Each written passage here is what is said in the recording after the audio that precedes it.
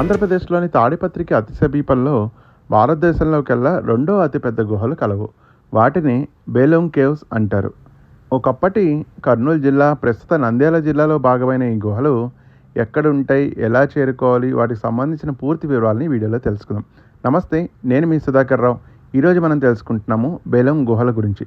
ఇందుకోసం మన ప్రయాణాన్ని హైదరాబాద్ నుంచి సుమారు 330 కిలోమీటర్లు ప్రయాణించి కర్నూలు, బేతంచెర్ల, బనగానపల్లి మీదుగా బేలూమ్ గుహల్ని చేరుకోవచ్చు.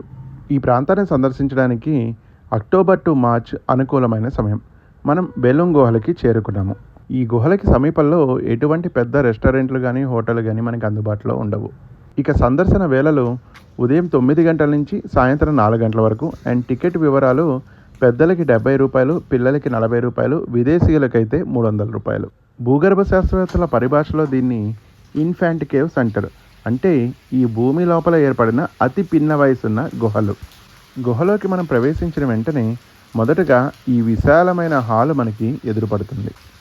1882-84 మధ్యకాలంలో జర్మన్ గుహల శాస్త్రవేత్త తన బృందంతో మొదటిసారిగా ఈ గుహల మీద అనేక పరిశోధనలు జరిపి సుమారు 3.2 కిలోమీటర్ల వరకు కనుగొనడం జరిగింది.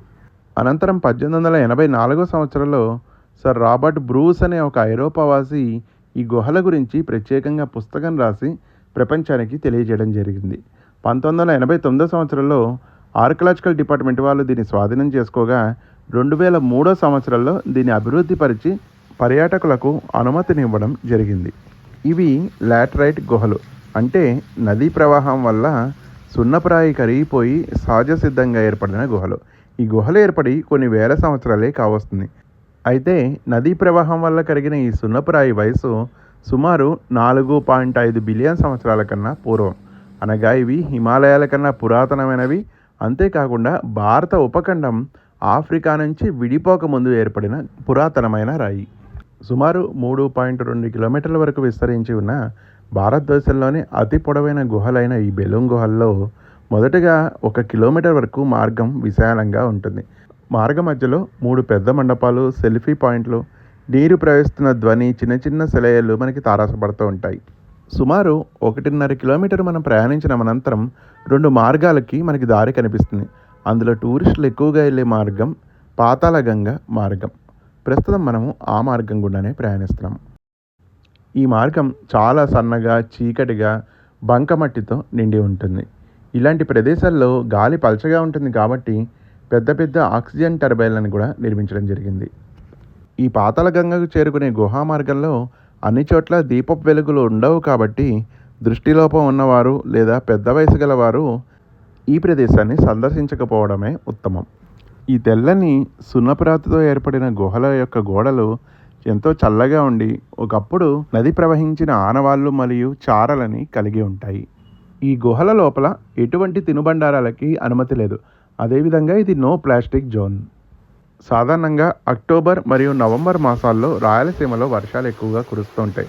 ఆ సమయంలో ఒకవేళ ఈ గుహల్లో నీటి ప్రవాహం ఎక్కువ ఉంటే పాతాళగంగకి కానీ లేదా ఊడల మర్రికి కానీ అనుమతి ఉండదు.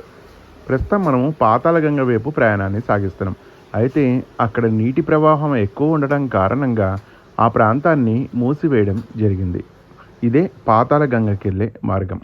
ఒకవేళ మీరు డిసెంబర్ తర్వాత సందర్శిస్తే ఈ ప్రాంతంలో నీటి ప్రవాహం తగ్గి మనకి స్పష్టంగా ఊడల మర్రి మరియు కోటిలింగాలు, అదేవిధంగా పాతాళగంగని ఈ విధంగా మనం దర్శించవచ్చు. సహజ సిద్ధంగా ఏర్పడిన ఈ గుహలు ఎంత అందంగా ఉంటాయో ఈ చిత్రమాలికలో మనం సందర్శిద్దాం.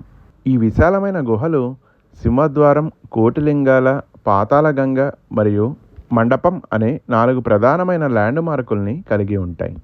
బేలూమ్ గుహలుగా పిలువబడే ఈ గుహల పేరు బిలం అనే ఒక సంస్కృత పదం నుండి వచ్చింది. బిలం అనగా తెలుగులో గుహ. ఈ గుహల లోపల బౌద్ధ మరియు జైన మతానికి సంబంధించిన కొన్ని నాణేలు లభించాయి. అంటే పూర్వం దీన్ని బౌద్ధులు మరియు జైనులు ఒక ధ్యాన కేంద్రంగా వాడినట్టుగా మనం గమనించవచ్చు. భారత ఉపఖండం ఒకప్పుడు ఆఫ్రికా దగ్గరలోని మడగాస్కర్ భూభాగంతో కలిసి ఉండేది. అయితే కాలక్రమేణా టెక్టోనిక్ ప్లేట్ల కదలిక కారణంగా ఉత్తరం వైపు ప్రయాణించి ఆసియా ఖండాన్ని ఢీకొని హిమాలయాలు ఏర్పడ్డాయి. అయితే హిమాలయాల కన్నా ముందు ఏర్పడిన ఈ నేలలో మనం ప్రయాణించడం ఒక అందమైన అనుభూతి. మేము పాతాళగంగ ప్రాంతం నుండి తిరుగు ప్రయాణాన్ని మొదలుపెట్టాను.